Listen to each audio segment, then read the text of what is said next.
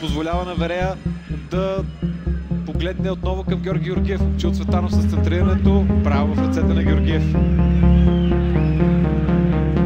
Валяти биха могли да са полезни в такива ситуации. Високи, снажни, едри момчета. Центрирането на Цветанов е факт. Право в ръцете на Георги Георгиев. Друг човек. Центриране в наказателното поле. Разпровени за Георгиев. И пак Иван Цветков. Кой друг? Центриране на Иван Цветков. Георги Георгиев стабилен.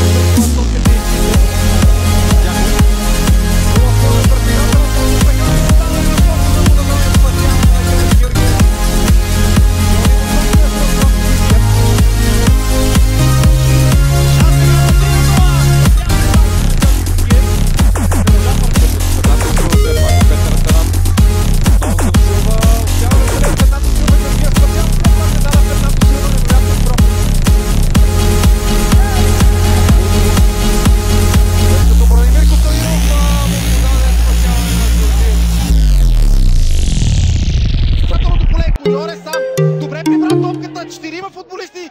Куриор! Пропуск! Четирима футболисти на против Горно Оряховица бяха вътре в лъкса. Младенов. Старокин. Обърне се Старокин, за да нанесе удар, спасяване само че на Георги Георгиев.